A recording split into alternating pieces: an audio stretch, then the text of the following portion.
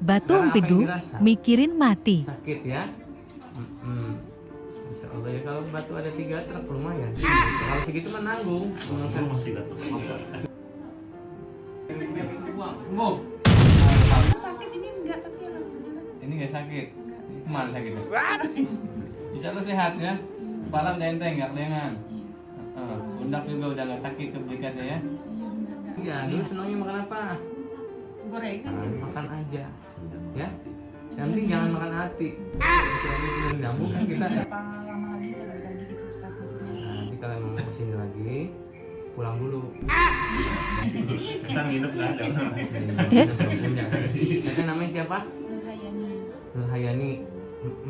Nurhayani orangnya perasa, gitu, baperan, gampang tersinggung, gitu ya. Banyak juga hal yang marah nggak diungkapkan, akhirnya masuk alam bawah sadar.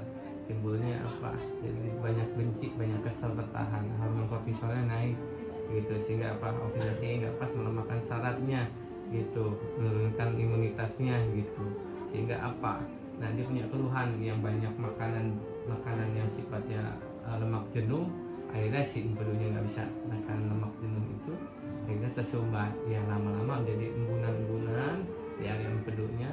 Ya lama kelamaan menjadi pasir, lama-lama jadi kerikil, dan jadi batu. Ini sebutnya batu empedu.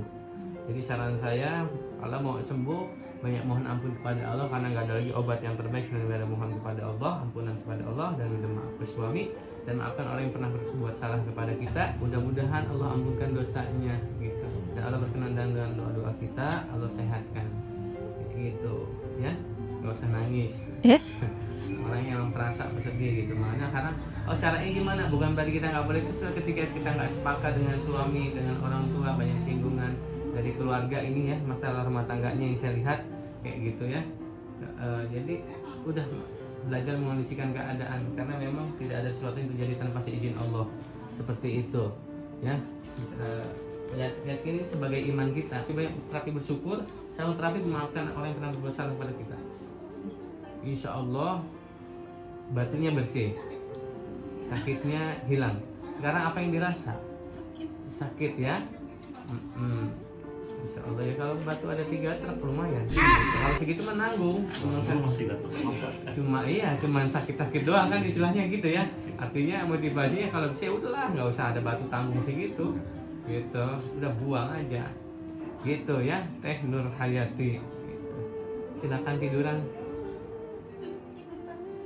Iya, kalau sehat mau kesini. Segitu udah ketawa udah. Ganti gajah makan. Kalau lagi pusing-pusing itu kayak nyamperin hati mau jalan kaki. Nah, itu dia canggung. Aduh. Asli Sunda apa? Saya mah orang Betawi bapak saya. Oh, Betawi. Cuman ibu Banten. Ya, makan Sunda. Iya kalau sekarang. Aduh, ya Allah. Sakit gini aja sakit ya? Ini sakit gini aja sakit. Sakit Ustaz. Mau hilang mau? Mau ya? Bayar double.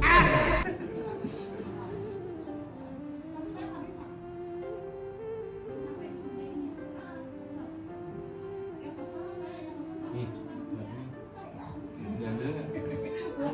Ini ambil buang sih kalau mau. Biar itu buang. Sembuh. Sembuh. Ambil. Tarik napas. Buang dari mulut.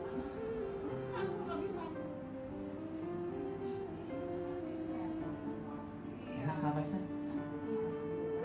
Rasain aja perbedaannya. Perutnya tangkat dari bentang. Enak. Nggak sakit ya seperti tadi. Tadi sakit. Sakit banget tadi. Di jalan naik motor aja kayak berasa sakit banget Ustaz. Berasa sakit banget. Kayak mual gitu. Bukan mual. Mual sakit keliangan. Iya benar. Ya nggak salah berarti. Udah makan udah. Kali nggak kasih makan suami. Tega banget. Ini sekarang udah mual hilang. Hilang. Duduk. Jadi timbul banyak cemas, ketakutan, mikirin mati ujung-ujungnya. Ya anak masih kecil. Iya, aku 3 bulan lalu tuh begitu Ustaz. Tiap malam pasti nangis, nggak bisa tidur. Nah, gimana nggak makin tambah parah tuh? Tahu nggak kenapa orang kita sering dengar orang habis sakit ini kok tambah jadi banyak penyakit? Betul nggak? Karena hati dan pikirannya nggak tenang. Jadi tadi bilang hormon kortisol tadi makanya belajar senyum, senang, banyak istighfar, tapi lakukan hal-hal yang positif, yang menyenangkan, itu akan menyembuhkan. Bahkan secara total, kenapa? Itu nanti hormon endorfin, kesenangan kita yang akan membantu. Agak sedikit kelengan ya Ustaz. Iya, bisa ngomong, dia ngerasain. Iya. Tuh, kelingan. Tuh. Nih. Yuk. Tuh, udah tiupin, buangin penyakitnya. So, nengok kiri. Nengok kanan. Oke, ke atas. Nah, dah. Enak. Biasanya kalau kesini saya pusing. Biasanya kalau ke sini pusing, ke atas. Iya kalau ke atas. Kalau ke kan atas sih iya. jangan ke sini, ini baru kan. Kalau ke sini pusing. Pusing kayak juga nyari jalan tadi. Oh, pusing nyari jalan, tapi ketemu kan? Kamu alhamdulillah. Nah, iya, maksimum begitu. Sok, sekarang kita perut enak. Iya, betul, Ustaz. Enak, napas juga plong. Iya. Ngomong aja apa adanya perbedaannya. Iya. Enak kan. Tadi mah sakit ini enggak tapi alhamdulillah. Ini nggak sakit. Enggak. Kemana sakitnya?